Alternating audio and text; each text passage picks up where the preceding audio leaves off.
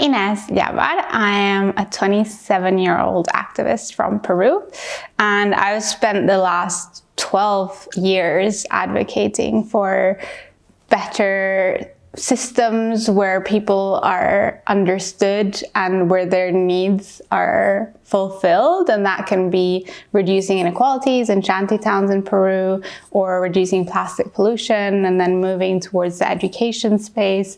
And I really found that the Sustainable Development Goals are the ones that kind of anchored my work, seeing the intersections between the different issues that people can face wherever they are in the world. I started my advocacy in Peru and then moved away to different countries, starting with France, moving to Lebanon, Japan, Sierra Leone, Canada. And in all of those places, I found so many people taking action to achieve a more sustainable world.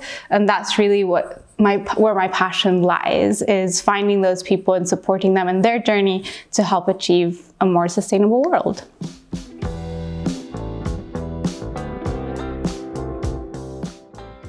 Being a young change maker is just taking action on issues that we're passionate about. And I think any young person can be a change maker and impact the community that they're in. And that could be through the private sector, the public sector, civil society, just making sure that the actions that we're taking are actions that are leading to a better world.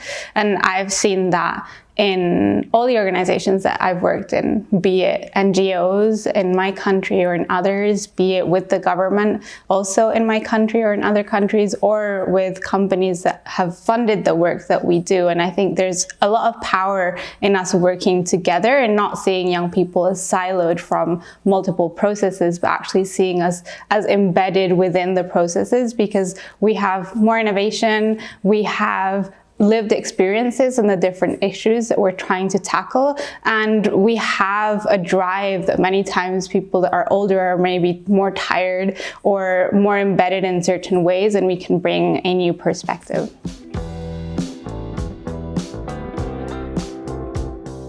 I started off my activism in the plastic pollution space and also in the reduction of inequality space in shanty towns. And I always found it difficult to merge those two worlds, because many times humanitarians are seen as not environmentally conscious, and vice versa, those that care for the environment aren't seen as caring for people.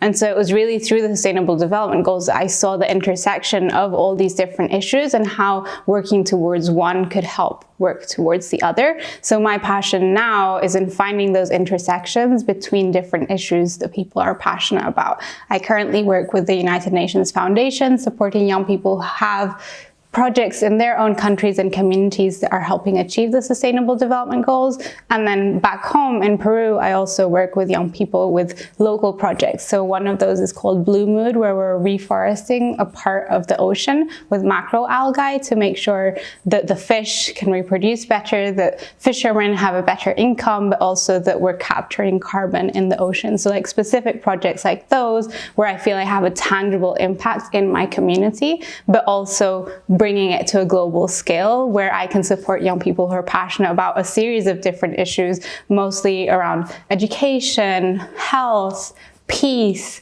future generations, and making sure that they're talking to each other so that their solutions aren't siloed, but they're actually working together to achieve a better world. I always find hope in people more than in organizations, because I think any organization can really do amazing work if the people within it are passionate about it. And so I've found organizations that are doing amazing things because I've worked with the people that are within it. It's finding those people within organizations that are leveraging the power of young people and making sure that we're working together to achieve a better world.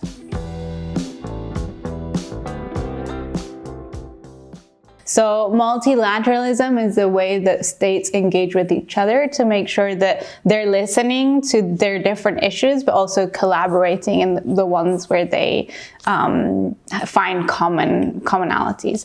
The best example for me of multilateralism going well is the creation of the Sustainable Development Goals in 2015. So all the countries at the UN agreed that we need to reduce poverty, that people need access to food, that people need access to education, that people need access to good health care, that climate change is an issue that everyone should tackle, that we should partner, etc., etc. I'm not going to go through the 17 goals, but multilateralism created this kind of global agenda of how we can achieve a world that's more fair and a world where not only our generations today, but future generations actually can thrive. So I started advocating at 15, not thinking that I was going to help generate data that would then create a law. I was just like doing what I wanted to do and making sure that I was taking action in an issue I was passionate about. And so were so many other people. And I think there's power in that collective, and seeing, in our case in Peru, we started a national beach cleanup, and companies would come and fund that cleanup. And then young people would come and participate in the cleanup, and the government would kind of endorse our actions. And then finally, 7 years after doing that, with no intention on my end of generating a law, it was just like, I'm taking action and other people are taking action.